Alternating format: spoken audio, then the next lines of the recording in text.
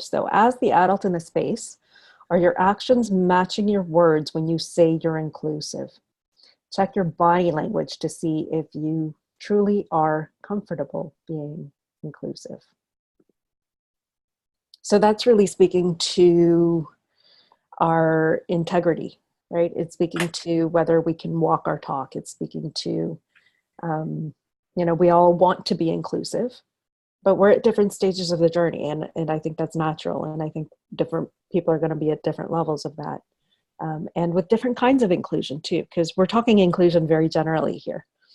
But, inclusion can mean anything from, behaviors that we really don't understand to neurodiversity, to racialized children, to religious observances, to family beliefs, right?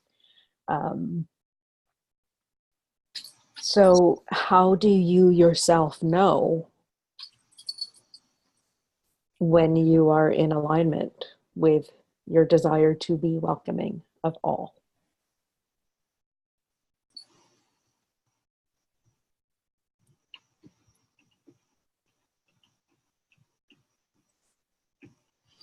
I think it helps to surround yourself with other people that are open and welcoming, and who will give you honest feedback when they, there's that trust again.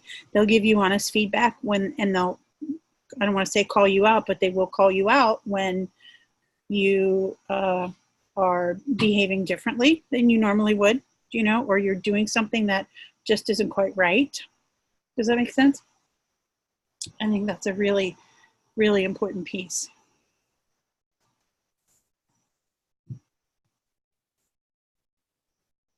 And one of the questions I always ask myself is, would I behave differently if this child was fill in the blank, right? If this child was neurodiverse, if this child was, or if it is a child who is neurodiverse or who is struggling in some way, or whose skin color is different than mine, would I behave differently if this child was, right, the opposite, not neurodiverse, if this child's skin color was the same as mine?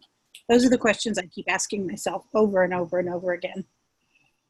And those are really important questions, because I'm sure you all know this, because I know you all, follow the same kinds of people that I follow. But there's been a lot of studies done that show that we do respond differently to children who are different from us, or even children who are the same as us. We tend to respond differently, specifically in North America, to Black children. That is a fact. Like, there is no question about that. We do tend to do that. So it becomes up to us to, like Beth was saying, to really focus on that. Yep. If a white child had done what this Black child did, would I be responding in this same way? And that's it's an important question to always have in our minds.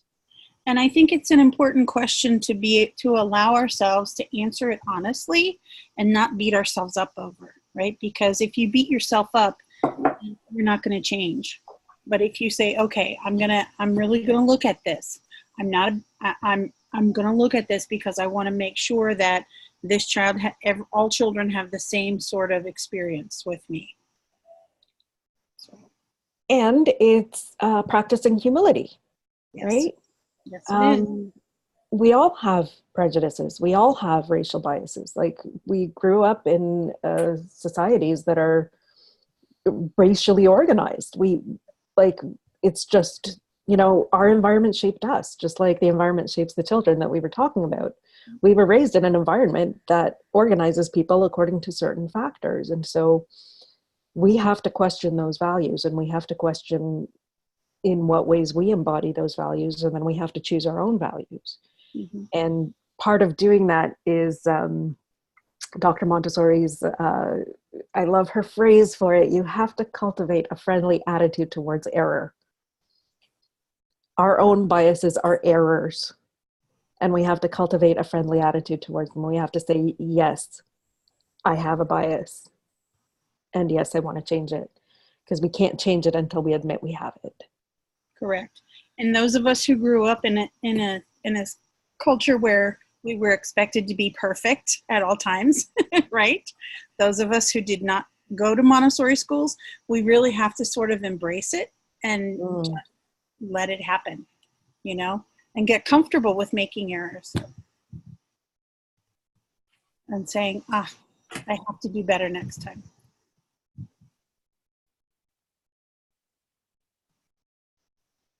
Together with forgiving ourselves for not being perfect all the time. Yes. Yeah. I find what helps me a lot,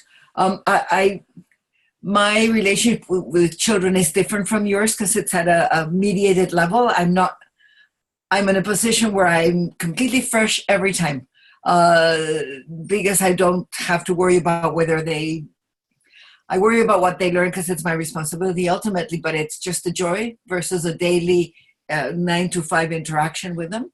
But I do need to apply when a teacher calls me over, whether to show me something marvelous or because they're not able to deal with a child.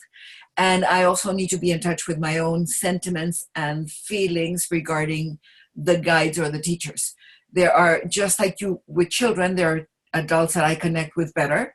And I go in with the attitude of, oh, of course, we're talking the same language, we know who we are. And there are adults that I go in with thinking, oh, now I have to explain this concept to this adult or tell them that they really mishandle the situation.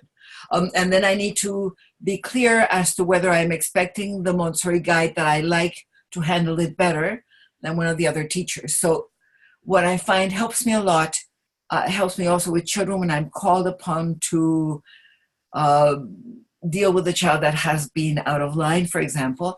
It's just like we take a step back. It's also to take a step back before I even start. And often smiling. If I find myself smiling at the child before I need to deal with a child, it just centers and calms me. And I do the same with an adult. I smile internally because I don't want them to think I'm smiling or laughing at them. It's just, okay. And then I have found that I make fewer mistakes. I still make quite a few, but fewer. It's very calming. Nice. Never mind toddlers. They make me smile anytime, all the time.